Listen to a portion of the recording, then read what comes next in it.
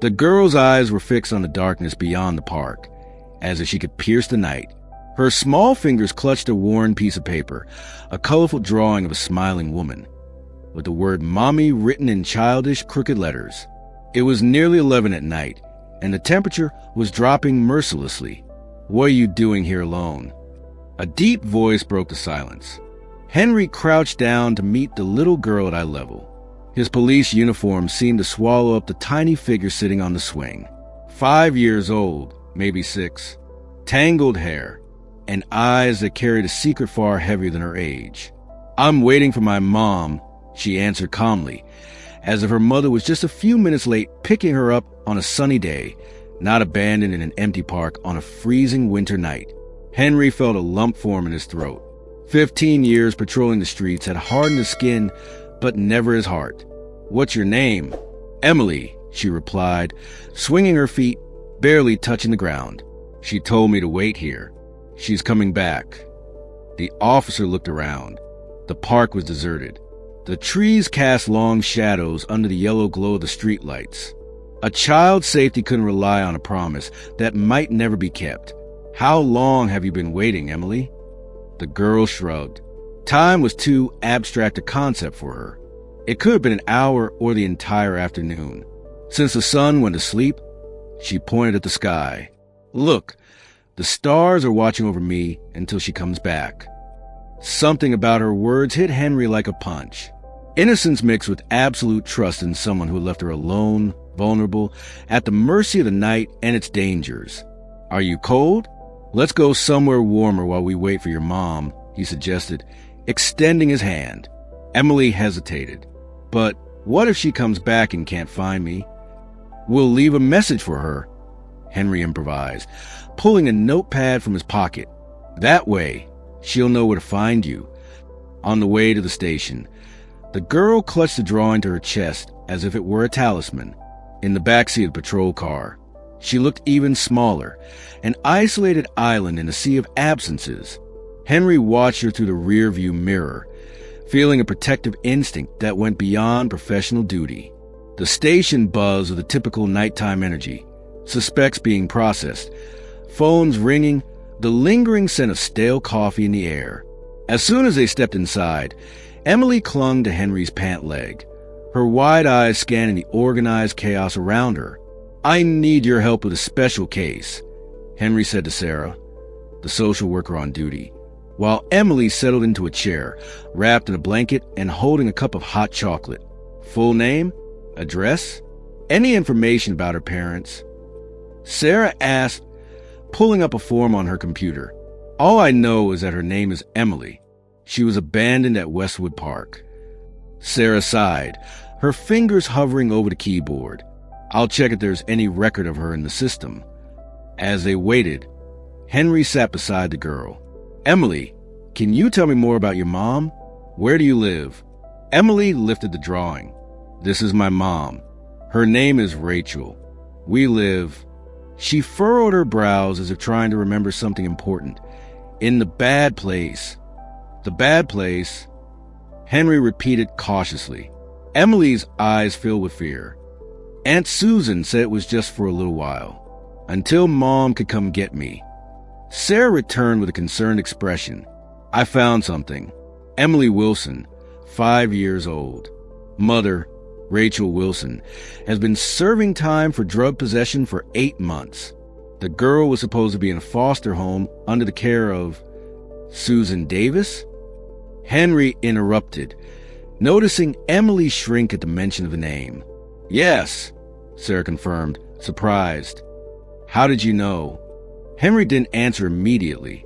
His eyes were fixed on Emily, who was now hugging herself, as if trying to disappear.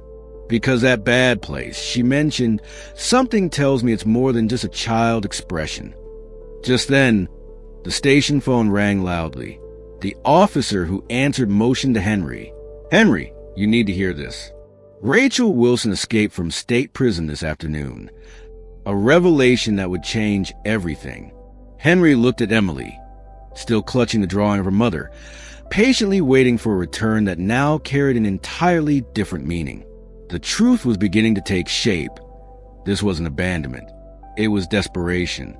Rain pounded against Henry's windows as he unlocked the front door. The clock read nearly 1 a.m. The weight of the decision he had made just hours earlier made his steps slower, heavier. "Grace," he called softly. His wife appeared in the hallway. Her hair pulled into a messy bun, dark circles under her kind eyes. Her gaze fell to the little girl gripping Henry's hand tightly. "Who is—" Grace started to ask, but something in Henry's eyes silenced her. "This is Emily," Henry said gently. "She's staying with us tonight." Grace didn't ask questions. 15 years of marriage to a cop had taught her that sometimes rules had to be bent. She crouched in front of the girl, whose eyes still held the dim glow of fear. "You must be hungry, Emily. Do you like grilled cheese?" The girl nodded timidly, still clutching the crumpled drawing of her mother, like a shield against the world. Later that night, after Emily had finally fallen asleep in the guest room, Henry and Grace sat at the kitchen table, a cup of untouched tea cooled between them.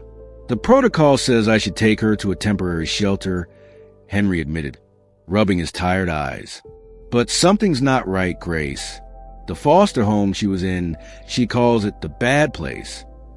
And the social worker responsible for her case, there's something wrong there." "What are you saying?" Grace asked, though her eyes already showed she understood. "I'm saying I don't trust the system to protect her. Not until I figure out what's going on." A heavy silence settled between them, the kind that comes before decisions that change lives. "Her mother escaped prison today," Henry continued. "A woman doesn't throw away 8 months of a 2-year sentence, risking everything, unless she's desperate. You think she's trying to get her daughter back? I think she's trying to save her." The next morning, as Emily played in the garden under Grace's watchful eye, Henry made a call that violated every department protocol. "Mike, I need a favor. Off the record." His longtime partner immediately understood the seriousness of the situation. "What do you need?" "I want everything on Susan Davis, the social worker, and on the foster home she runs." Meanwhile, across town, in a neighborhood where buildings leaned tirelessly against one another, another story was unfolding. Officer John Parker had responded to a routine call, disturbance of the peace. What he found would forever change his understanding of what family truly meant. 2 boys, one about 12 and the other 9, were dragging a woman down the hallway of a decaying apartment building. She was barely conscious, her breathing weak, lips tinged blue. "Step away from her," John ordered instinctively, moving forward. The older boy immediately stood in front of the woman, shielding her. "She's our mom," he said with determination that didn't match his age. "She just needs medicine. We were taking her to the hospital." "No money?" John asked, noting the boy's worn-out sneakers, his younger brother's torn shirt.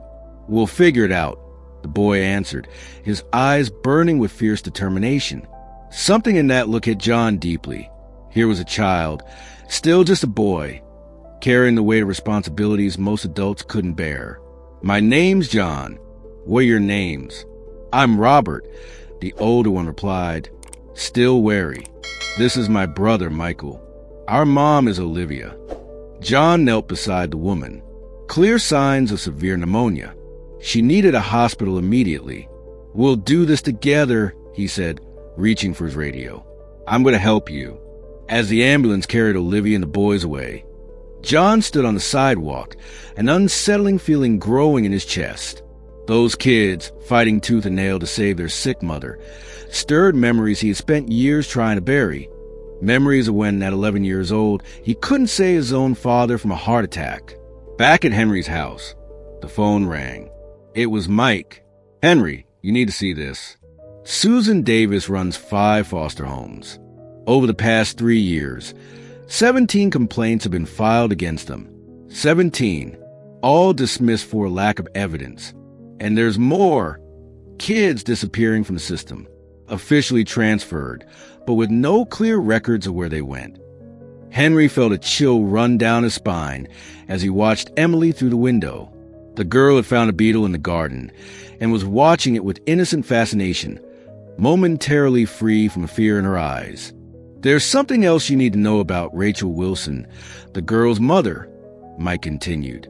"She was in for drug possession, but the original case involved trafficking.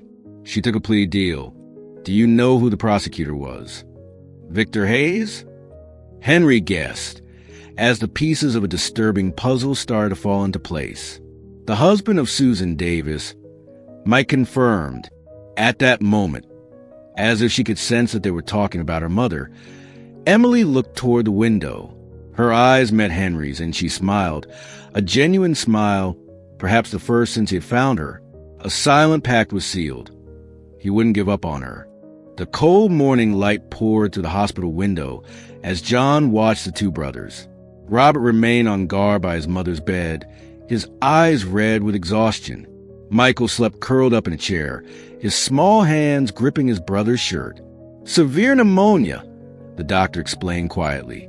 If they had waited a few more hours. The unfinished sentence hung in the air like lead. John nodded, feeling an inexplicable connection to these children. "Can I stay a little longer?" Robert asked as John re-entered the room, his voice small but his gaze steady. John sat beside him. "When I was your age, my dad had a heart attack. It was just the two of us at home," John said, surprised at himself for sharing something so personal. "I didn't know what to do while I waited for help to arrive." Robert studied him, a deep understanding shining in his young eyes. "You did more than most adults would," John continued. "You acted." A single tear slid down the boy's face. "I had to do something," Robert whispered. "It's just the three of us against the world." Across town, Henry parked in front of a brick townhouse.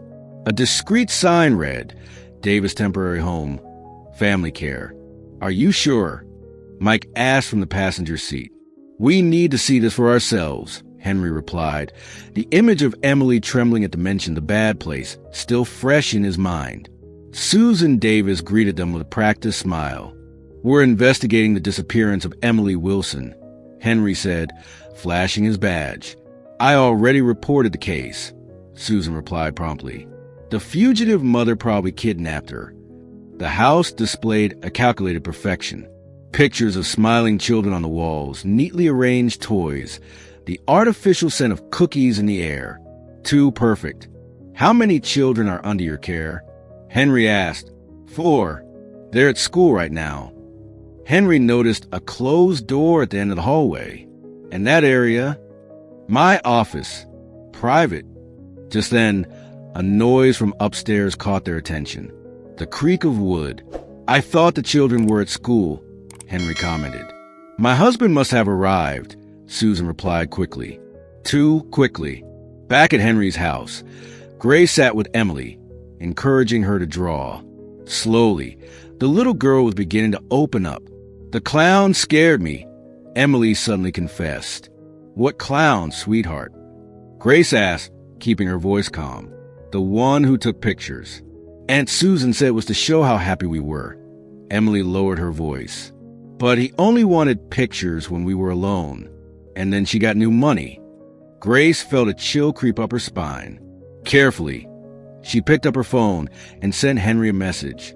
Henry's phone buzzed as Susan tried to hurry them out. As soon as he read the message, his expression hardened. Photographs. A man dressed as a clown taking pictures of the children. Is that happening here? Susan's face lost all color. Behind her, Mike was already heading up the stairs. "Henry, get up here now."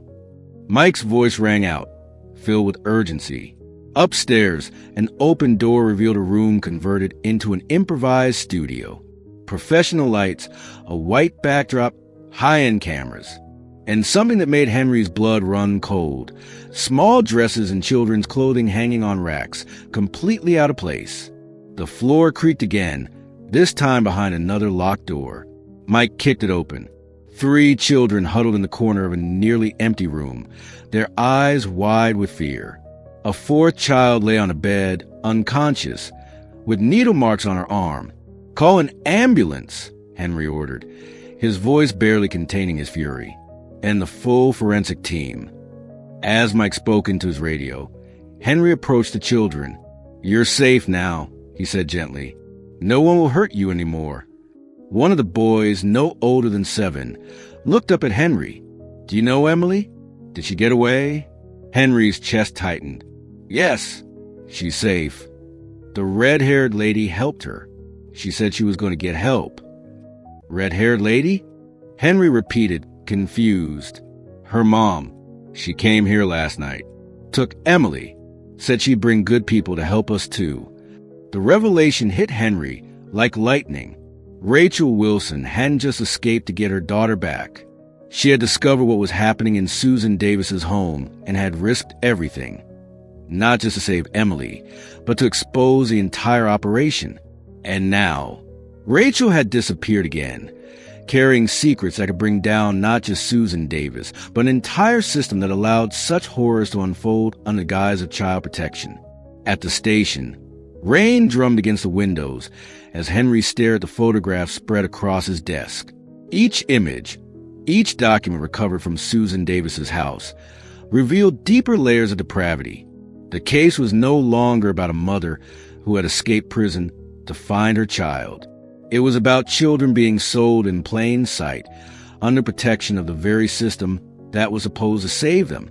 District Attorney Victor Hayes is missing, Mike reported, placing a cup of strong coffee in front of Henry. Susan Davis is in custody, but she's staying silent. Henry rubbed his face, exhaustion weighing on him. The only person who could expose the entire operation, Rachel Wilson, was still missing. "Are the children talking?" he asked, his voice rough with fatigue. Slowly, little Lily, 8 years old, mentioned other houses, other bad places. "This is bigger than we thought. Henry!" The phone rang, cutting through the tension. Henry picked up, his body instantly tense. "Grace?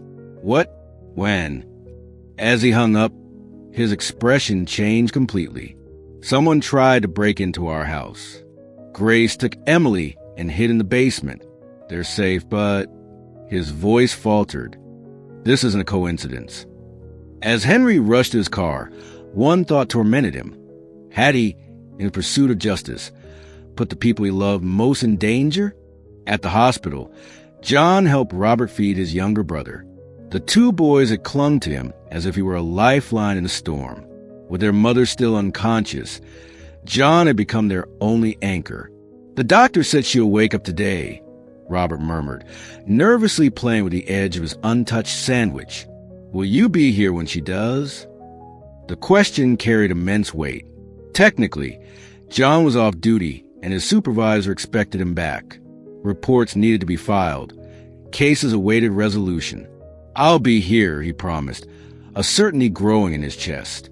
Little Michael, who rarely spoke, placed a small hand over John's. "You're different from the other cops," he whispered. "The others always take us away." John felt a lump form in his throat. "What do you mean, Michael?" "Last time Mom got sick, they took us to different houses."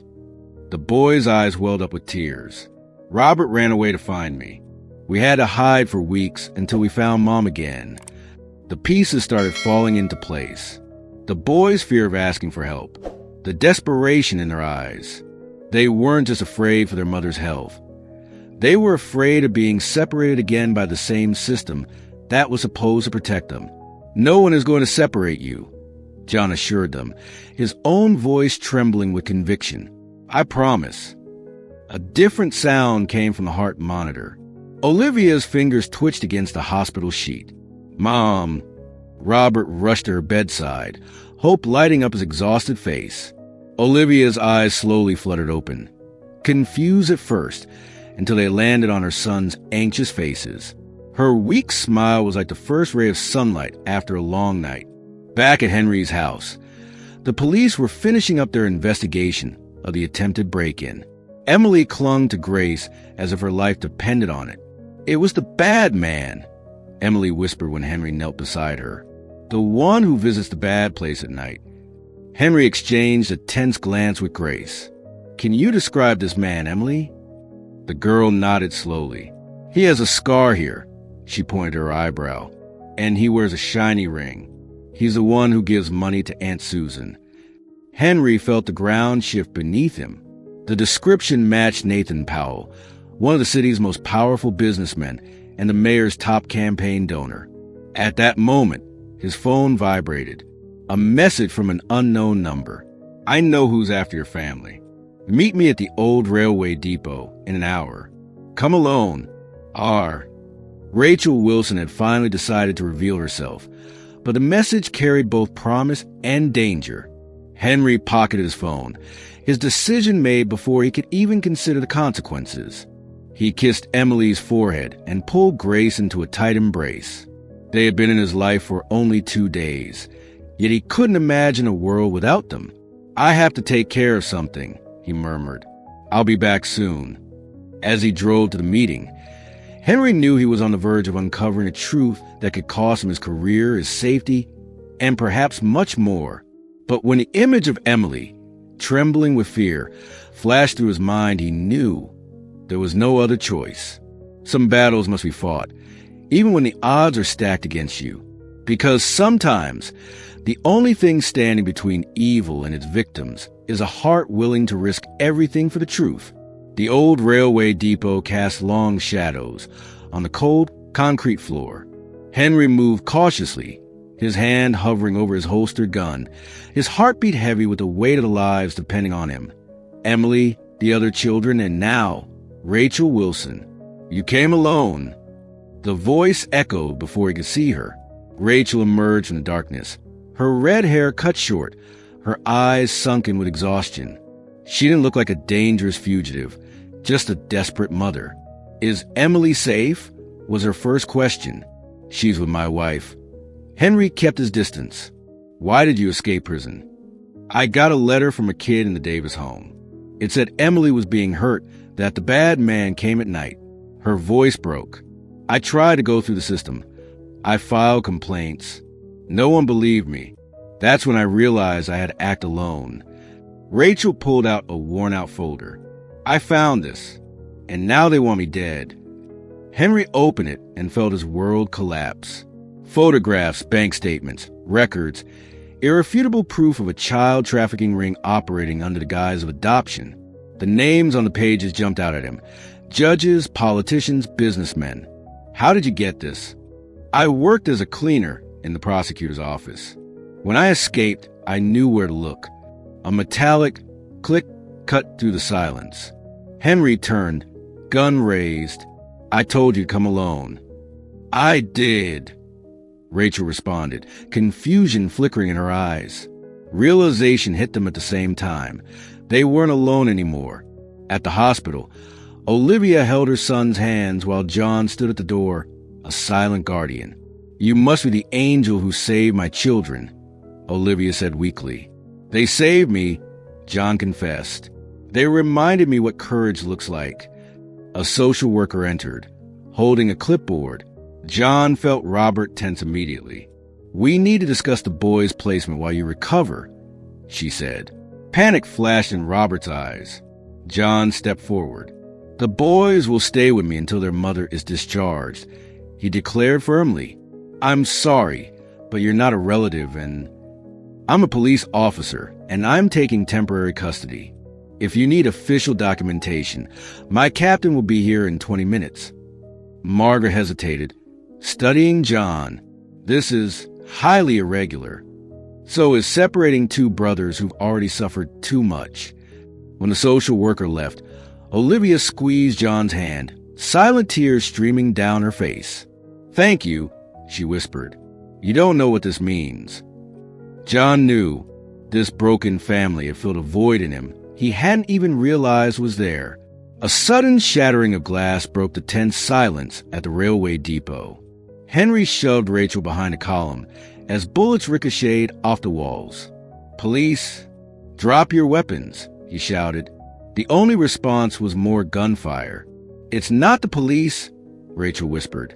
"It's him, Nathan Powell. The businessman, the man at the center of everything. The bad man Emily talked about. Hand over the folder, and I'll let the detective walk away." A deep voice echoed through the building. This isn't your fight, Detective Wilson. Henry felt a chill at the mention of his name. How did they know he'd be here? Quickly, he snapped photos of every document and sent them to Mike with a message. Powell, evidence. Depot, send backup. The first armed man stepped out from behind a column. Henry pushed Rachel behind a crate and aimed. A shot rang out through the depot, but it hadn't come from Henry's gun. Rachel collapsed to her knees, blood blossoming on her chest. A sniper hidden in the shadows. Henry fired back at the shooter while pressing his hands against Rachel's wound, trying to stop the bleeding. "Emily," she gasped, "promise me you'll protect her." "You're going to be fine," Henry insisted. "Help is coming." Rachel clutched his arm, her eyes still sharp despite the life fading from them. "Don't give them the documents," she begged. "Don't let them win." Siren wails grew closer. "I promise," Henry swore. "Emily will never suffer again, and they will pay." A faint smile touched Rachel's lips. "Emily deserves a father like you." The word struck Henry to his core, and as the last breath left Rachel's body, he knew this was no longer just an investigation. It was a promise, and he would keep it, no matter the cost. The sky wept the day they buried Rachel Wilson. It was a small, intimate ceremony. Just Henry, Grace, Emily, and a few officers who had risked their careers for the truth. Emily, holding Grace's hand, stared at her mother's coffin. Her eyes were dry, not for lack of sorrow, but because she understood something far beyond her years. Tears wouldn't bring her mother back. "She looked happy in the pictures," Emily murmured, clutching the faded drawing she had carried for days. "I almost forgot what her face looked like." Henry knelt on the damp grass, meeting her gaze. "Your mom was very brave, Emily. She saved you and so many other kids." "Like a superhero?" The innocence in her voice cracked something inside Henry. "Yes, just like a superhero." At a distance, two figures watched the funeral. Victor Hayes and his wife, Susan, both handcuffed and being escorted for questioning. The promise Henry had made to Rachel was starting to be fulfilled. Not all the monsters had been caught. Nathan Powell had vanished, protected by money and influence, but the web was beginning to unravel. The children were safe. For now, that was enough. After the funeral, Mike met Henry in the parking lot. "The captain wants you at the station. Now." The serious look on his friend's face said it all. Henry's actions, taking Emily home, raiding Davis's foster home without a warrant, the shootout at the depot had consequences. "Emily, Grace said she's taking care of her," Mike interrupted gently. "This can't wait, partner." Across town, John was helping Robert and Michael pack their few belongings at the tiny apartment he had rented near the hospital. Olivia was being discharged the next day, still weak but out of danger. "Are you sure we can stay here?" Robert asked, his eyes reflecting the doubt of someone who had learned too early that kindness always comes with price. "Absolutely," John assured him, tucking clean sheets onto the pull-out couch. "Until your mom is strong enough for you to go home." Michael, usually quiet, walked up to John and handed him a drawing. A family. Himself, Robert, their mother, and a fourth figure wearing what looked like a police uniform. "That's you," Michael said shyly. "Your family now, too." John felt something inside him break and rebuild at the same time. 20 years as a cop had never prepared him for the moment when three lost souls would find him, filling an emptiness he hadn't even realized he carried. His phone rang. It was his captain, his voice grave. "Parker, we have a problem. Detective Wilson is in trouble. We need you at the station." Captain Jenkins's office felt smaller with so many people inside. Henry sat stiffly in his chair, John now standing beside him. Jenkins remained behind his desk, flanked by two men in suits that Henry immediately recognized as federal agents. "These are Agents Thompson and Ramirez." Jenkins introduced. "They're here about the Powell case." "Case closed," Agent Thompson stated coldly. "Orders from above." Henry felt his blood boil. "Closed? We have evidence of a child trafficking network. What we have are baseless accusations against one of the city's most respected philanthropists." Thompson interrupted. "Nathan Powell is a model citizen, being unfairly targeted by a rogue cop who kidnapped a girl, broke into private property, and was involved in the death of an escaped felon." The words hit like bricks. Henry realized the game being played. Powell had enough reach to manipulate even federal agencies. "Emily was being abused," Henry said, his voice trembling with controlled rage.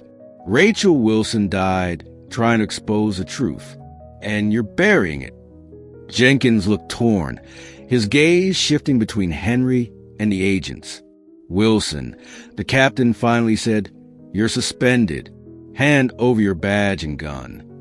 The silence that followed was shattered by John's calm, unwavering voice. "If he hands us in, so do I." All eyes turned to John Parker. "This isn't your fight, Parker," Jenkins warned. "It's everyone's fight," John countered.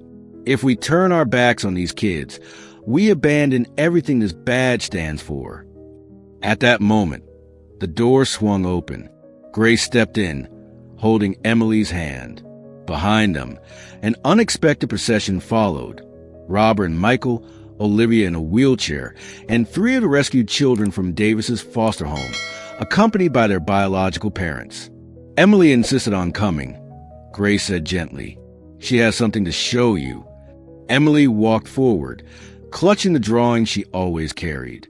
But this time, alongside it, she held another piece of paper, a photograph. "My mom gave this to me before she went to heaven," Emily said, holding the picture out to Henry. She said it was important. The photo showed Nathan Powell on a yacht, surrounded by men in suits. One face stood out immediately, Agent Thompson's boss, the regional FBI director. The air in the room shifted. Suddenly, the puzzle pieces fit together. "This isn't just about child trafficking," Henry murmured. "It's about silence, about power."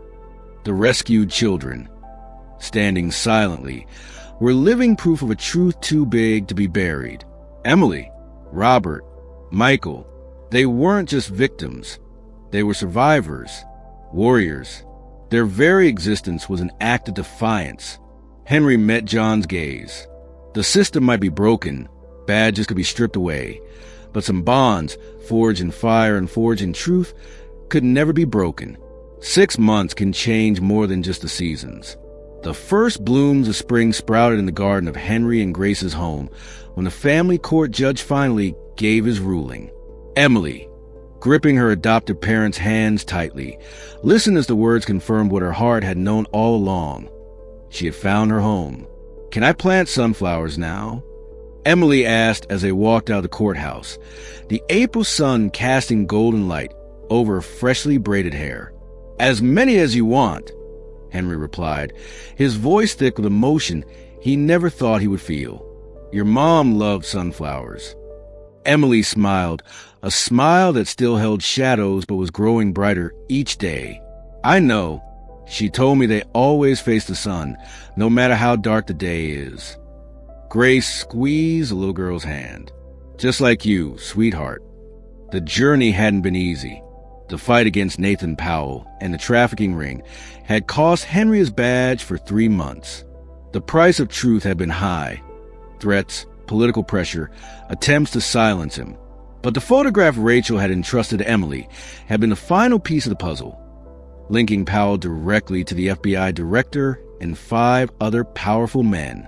The voices of the rescued children had been the force that broke the wall of silence. At first hesitant, then becoming a flood of truth, their testimonies couldn't be ignored. The media had picked up the story.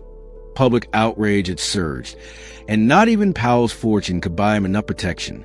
Across town, another family was celebrating a new beginning. John helped Robert assemble a desk in the larger, brighter apartment he had moved them into, a place where Olivia could fully recover and the boys could grow up safely. "Do you think I'll pass my math test tomorrow?" Robert asked, tightening the last screw. "With all the studying you've done?" "No doubt," John replied, ruffling the boy's hair. For once, Robert didn't shy away. In the kitchen, Olivia and Michael prepared dinner, their laughter filling the space with a warmth that no radio could ever replicate. The pneumonia had left Olivia weaker, forcing her to work fewer hours, but it hadn't lessened her determination. John watched them, amazed by the transformation. Not just theirs, but his own. The emptiness he had carried since his father's death had finally been filled, not by forgetting, but by finding a new purpose. His phone buzzed. It was his captain. "Parker, get down to station. Wilson's got trouble." The police station felt different now, more transparent. Perhaps after the Powell scandal, changes had been forced upon the department and the Child Protection Services. New protocols, stricter oversight, fewer loopholes for money and power to corrupt the system. Henry had been reinstated 3 months earlier, not only as a detective but with a promotion. He was now leading a newly established unit specializing in crimes against children. The first thing he had done was recruit John Parker as his lieutenant. The last 3 foster homes were finally shut down, John reported, dropping a file onto Henry's desk. And the pilot program for trauma-informed police training starts next month. Henry nodded in satisfaction. And Susan Davis? She served 6 months. Still has 19 years and 6 months to go. A comfortable silence settled between them, the kind that exists only between people who walk through fire together and emerge not just as survivors, but as something more. Emily asked if Robert and Michael can come to the picnic on Sunday. Henry mentioned, a subtle smile tugging at his lips. John chuckled. Michael's already set aside his remote control car to show her. They exchanged a look of deep understanding. Their families, formed in the ashes of tragedy, had become something stronger, a network of love and protection that had started small, but was already reaching others, other children, other officers, other broken families looking for a way to heal. That evening, Henry returned home just as the sun began to set. In the garden, Emily knelt in the damp earth, carefully planting sunflower seeds. "Will they take long to grow?" she asked when she saw Henry approaching. "A little," he replied, kneeling beside her, "but it'll be worth the wait." Emily nodded with the seriousness of an experienced gardener. "Do you think Mom can see us now? From heaven?" Henry felt the question sink into the deepest corners of his heart. "I believe she can, sweetheart." "I think she's happy," Emily said, pressing the last seed into the soil. "Because I'm safe now, and so are the other kids." Grace watched them from the porch, the golden hues of sunset casting a glow over her face, along with something more, the light of someone who had witnessed a miracle in slow motion. The miracle of broken hearts learning to mend, just like winter giving way to spring. That night, as Emily slept peacefully in her new room, Henry sat in the quiet of the house, reflecting on the journey that had brought them here. It had all started with a little girl alone on a swing, waiting for someone who would never return. And it had become something far greater than any of them could have imagined. A family, stitched together by lost courage, and a love so deep that even the darkest night couldn't extinguish it. Beyond their small world, other children were still waiting to be rescued. Other wounds still needed healing. But tonight, in this tiny corner of the world, where sunflowers would soon grow toward the light, Henry knew one thing for certain. Some battles are worth every scar they leave behind. Because sometimes, the road to where you truly belong begins right where you thought the path had ended. If this story touched your heart, share in the comments which moment resonated with you the most. Perhaps Rachel's courage, Henry's unwavering resolve, or Emily's incredible resilience. Your connection to these stories inspires us to continue bringing narratives that celebrate the strength of the human spirit, even in its darkest moments. Don't forget to like this video and subscribe to the channel to help us reach more people with stories of hope and transformation. See you on our next emotional journey.